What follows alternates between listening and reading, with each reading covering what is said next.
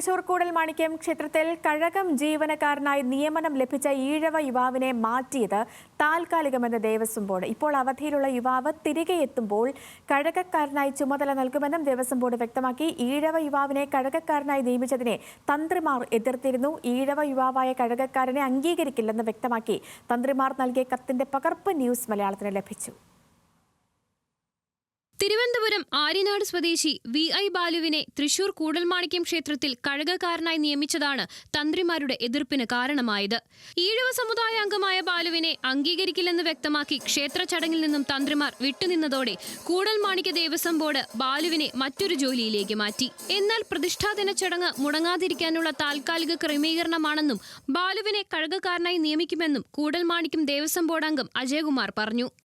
അത് മാറ്റി നിർത്താണ്ടായിരുന്ന കാരണം 9-ാം തീയതി പ്രതിഷ്ഠാ ദിനത്തോടനുബന്ധിച്ച് ഈ ശുദ്ധിക്രിയകൾ നടത്തേണ്ടതും പ്രതിഷ്ഠാദിനത്തിനൊരു തടസ്സം വരുത്താതെ, അതായത് ഭക്തജനങ്ങൾക്ക് ഒരു പാനിക് ആവാതിരിക്കുന്നതിന് വേണ്ടി മാത്രം ഒരു വർക്ക് അറേഞ്ച്മെൻ്റ് എന്നുള്ള രീതിയിൽ മാത്രമാണ് അദ്ദേഹത്തിനെ മാറ്റി നിർത്തിയിരിക്കുന്നത്. അദ്ദേഹത്തിന് താൽക്കാലികം എന്ന് പറഞ്ഞിട്ട് തന്നെയാണ് നമ്മൾ മാറ്റിയിരിക്കുന്നത്.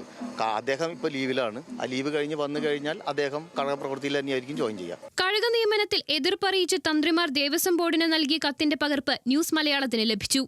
തന്ത്രിമാരുടെ അഭിപ്രായം തേടാതെ നിയമനം നടത്തരുതെന്നും കഴകം പാരമ്പര്യമായി ചെയ്യുന്ന ജോലിയാണെന്നും വ്യക്തമാക്കിയുള്ള കത്തിൽ പുതിയ നിയമനം അംഗീകരിക്കില്ലെന്നും പറയുന്നു. അതേസമയം അയിത്തം പുലർത്തുന്ന ക്ഷേത്രങ്ങൾ ബഹിഷ്കരിക്കണമെന്ന് സ്വാമി സച്ചിദാനന്ദ പ്രതികരിച്ചു.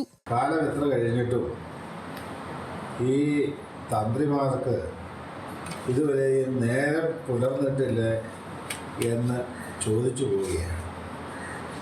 കാലഘട്ടത്തിൻ്റെ മാറ്റം ഇവർക്ക് ഉൾക്കൊള്ളുവാൻ സാധിക്കുന്നില്ല. അയിത്തവും വെച്ചു പുലർത്തുന്ന ക്ഷേത്രങ്ങളെ ബഹിഷ്കരിക്കുവാൻ അധസ്ഥിത പിന്നോക്ക ജനവിഭാഗങ്ങൾ തയ്യാറാകും.